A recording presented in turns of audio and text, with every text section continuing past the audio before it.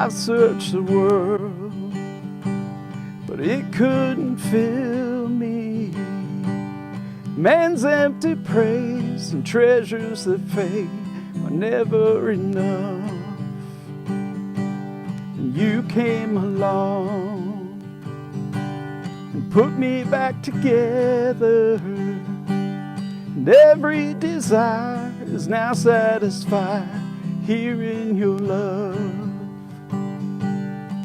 Oh, there's nothing better than you, no, there's nothing better than you, no, there's nothing, nothing is better than you.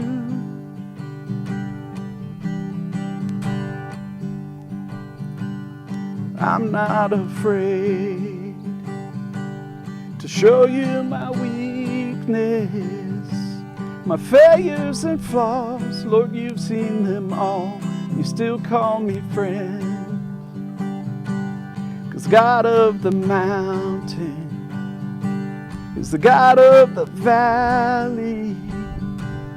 There's not a place your mercy and grace will find me again. Oh, there's nothing better than you, Lord, there's nothing better than you, Lord, there's nothing, nothing is better than you. Oh, there's nothing better than you, Lord, there's nothing better than you, Lord, there's nothing, nothing is better than you.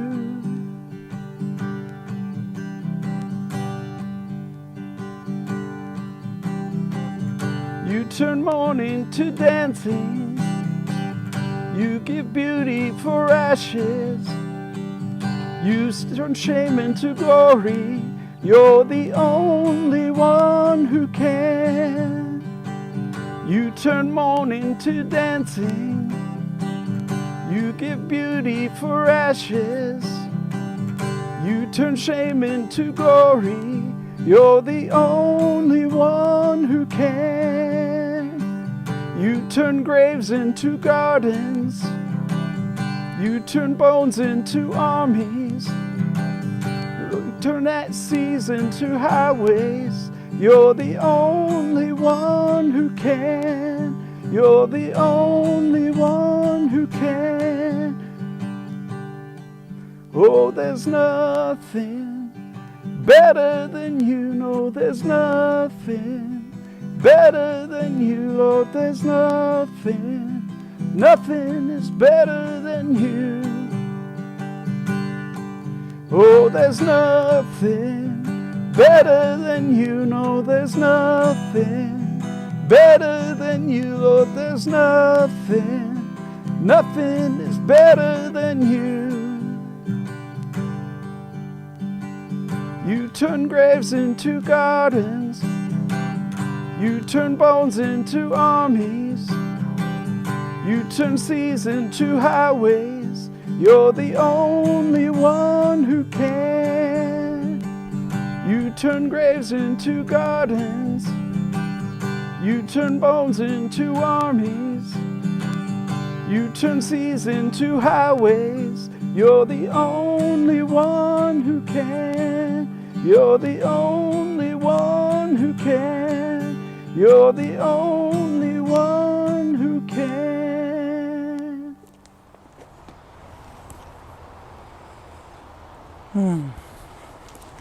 Hi everyone. Today, as we continue our series called Non-negotiable, about those things that for us we have set aside as being the most important, the top priority, the first thing on the to-do list. I wanted to talk to you about courage. So I thought that I would come to a place where I find strength, where I am reminded of God's presence, of who I am in Him, where I sit and listen to His voice and my insecurities fade away as He speaks to me. And so we're at Clear Creek today, one of my favorite places. And I want to talk to you about a specific person in the Bible. His name is Joshua. Joshua, we know, was Moses' aide.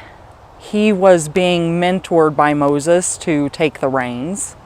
And Moses, you may remember, was, well, one of the greatest leaders in the nation of Israel. So, no pressure there, no big shoes to fill. In fact, as the book of Deuteronomy talks about Moses' death, it says that nobody did the things that he did. That God knew him face to face. And here then we have Joshua entering in to take over after Moses dies. Do you suppose there's some insecurity there? Do you suppose there's some self-esteem issues as he follows this man who is called 18 times in the New Testament the servant of the Lord? He's the only one given that title, except for David, and Joshua gets that title after he dies. Moses, 18 times, is called the servant of the Lord. And here Joshua comes to step in his massive shoes to try to be the leader of these people. And this is what God says to him. He says, "Have I not commanded you? Be strong and courageous. Do not be afraid. Do not be discouraged. For the Lord your God will be with you wherever you go." I remember my dad giving me that verse on a little wooden plaque. I wish now I had kept that. When you're young, I guess you don't know how important it is to keep things. And it said, Joshua 1:9, "Have I not commanded you? Be strong and courageous. Do not be afraid. Do not be discouraged, for the Lord your God will be with you wherever you go." And it quickly became my life verse. I don't even remember how old I was. I think I was in elementary school at the time. And it became a verse that God brought up time and time again in my journey for Him to remind me not just of who I was, but of His presence with me. So I have that question for you today. What does it mean that God is with us? Well, very practically, it means that I can talk to Him all day long. It means that He's my friend.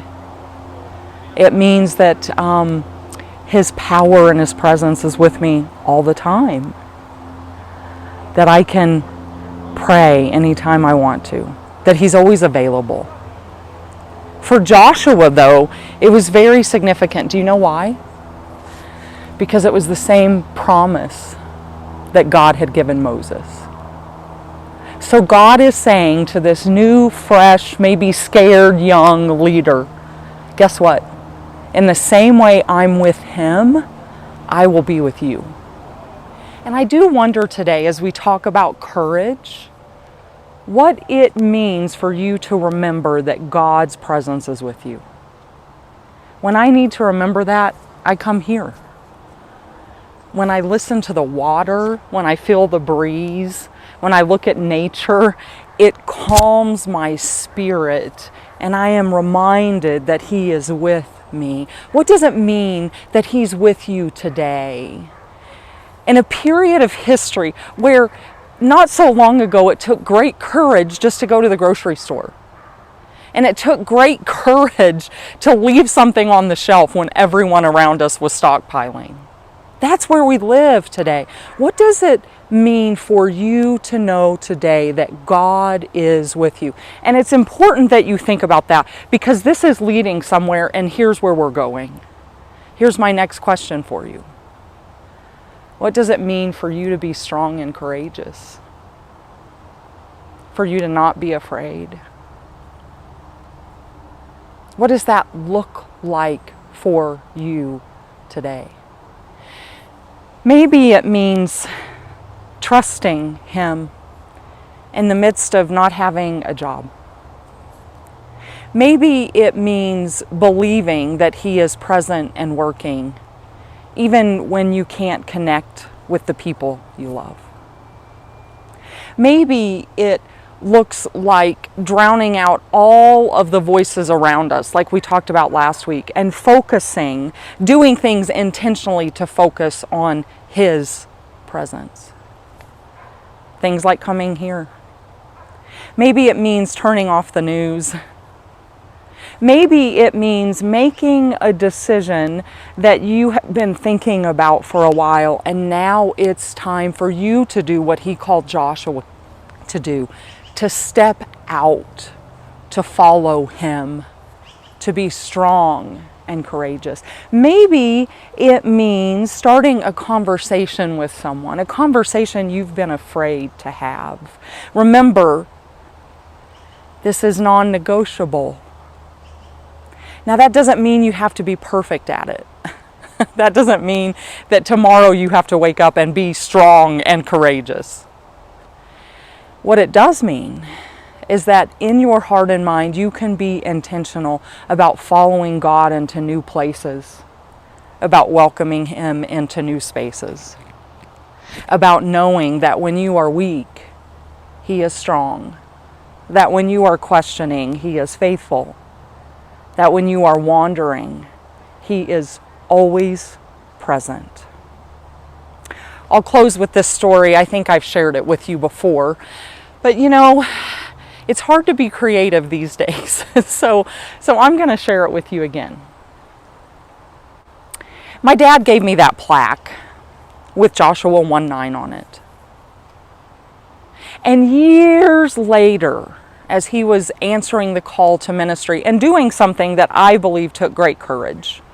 He was working at least 2 jobs, maybe 3 at different times, and he was doing something that they don't offer ministers anymore. It was called the home course of study, and you could, at your own pace, get your license to become a minister. You could get your credentials, is what we call them. Just like anyone else goes to school, we go to school too. And there are different processes along the way that affirm that and encourage that. And that's what he was doing. And from the time he started until the time he ended, it took him 8 years to complete. And just so you know, the maximum time that you can take is 10. So he barely made it under the wire. This middle-aged man with 4 kids, working 2, sometimes 3 jobs, doing the home study to become a minister.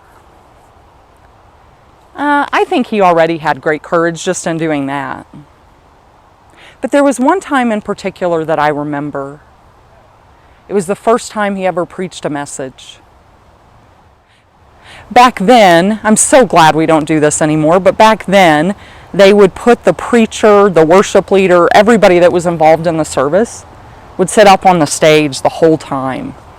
So if you got drowsy, you couldn't show it, or if you had to blow your nose, you had to be really careful because the congregation was staring at you for that full hour, hour and a half. And so he was sitting up on the stage. He was getting ready to preach his first ever message in the church I grew up in.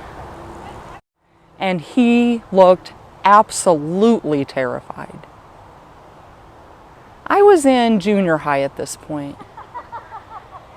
And as I'm sitting there looking at him, being very afraid, I got up. And I went and whispered in his ear. I want you to look in my eyes for this. Have I not commanded you? Be strong and courageous. Do not be afraid. Do not be discouraged. For the Lord your God is with you wherever you go. The verse he had given me on that plaque all those years ago when I was a scared little kid came back around and ministered to him.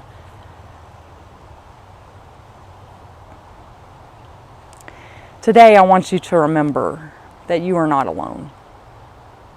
That whatever you are facing in this very moment, there is a God who is already there. We are not strong and courageous in our own strength. We're not unafraid because we're strong or because we have it all together. The only way that we can be people of courage, the only way that courage can be non-negotiable in our lives, is because the Lord our God is with us wherever we go. Don't forget that today.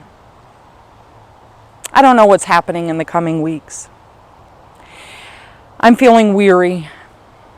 It's hard to talk to a phone every week. I just want to share that with you. It's a place where I need courage. Until I see you again, which I look forward to, you are loved, you are missed, and you are lifted in prayer. Bye.